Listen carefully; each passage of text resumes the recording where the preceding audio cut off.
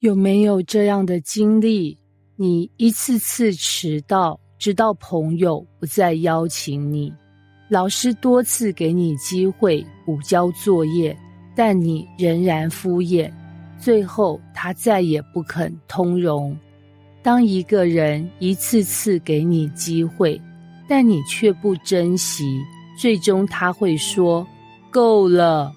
在民数记14章11到25节，神原本计划带以色列人进入应许之地，但他们却一次次的悖逆不信，终于让神忍无可忍。这段经文发生在以色列人拒绝进入迦南地之后，他们听信10个探子的负面报告，选择怀疑神，甚至想回埃及。神终于发怒说，这百姓藐视我要到几时呢？民数记14章11节。神虽然没有马上灭绝他们，却决定让这一代的人死在旷野，只有约书亚和迦勒能进入迦南。不信的人看过神的神迹，却仍然不信，将失去应许之地。信心的人，约书亚与迦勒专心跟随神，他们将存活，得着神的祝福。这是一场信心的考验，而以色列百姓选择了失败。米雪是一名刚毕业的大学生，他梦想成为知名设计公司的专业设计师。毕业后，他拿到一家超人气设计公司的实习机会，这可是他梦寐以求的机会，因为如果表现良好，他就能转为正式员工。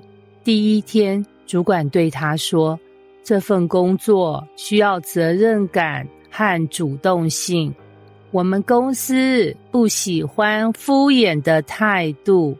米雪拼命点头，心想，这可是我的大好机会，我一定要好好表现。起初，米雪很努力，每天早到晚退，把设计作业做得很漂亮。主管对她很有好感，甚至考虑让她参与更重要的专案。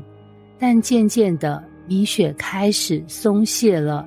第一次她迟到，只是一次而已，应该没关系吧。第二次她交了马虎的作品，大概不会有人发现吧。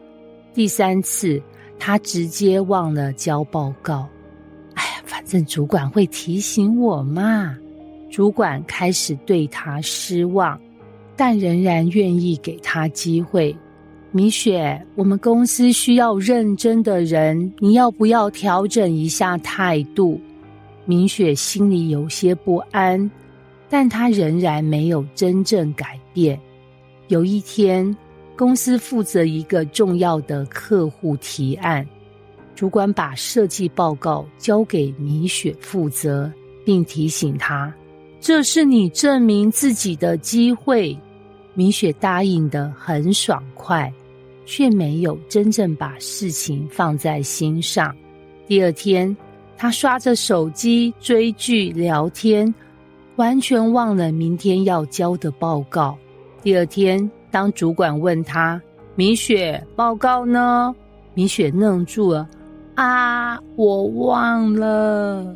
主管的脸色瞬间变了，他叹了一口气，冷冷地说，米雪，这已经不是第一次了，你已经让我们一次次失望，我们不能再给你机会了。当天，米雪的实习合约被终止，她错失了这个原本可以让她进入梦想工作的机会，不是因为她没有能力，而是因为她一次次轻忽，最终让主管彻底对她失望。以色列人原本已经站在应许之地的门口，只要相信神，他们就能进入。但他们一次次的不信神，埋怨、退缩，最后让神决定这一代的人不能进入应许之地。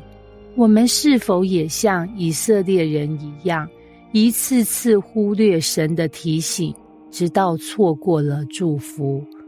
我们是否一次次推迟顺服神，觉得没关系，以后再改变就好？我们是否习惯抱怨、负面思考，忽略了神的恩典？我们是否知道神有更好的计划，却因为害怕而不敢踏出信心的一步呢？千万不要等到神说够了时，才发现我们已经错过了神的祝福。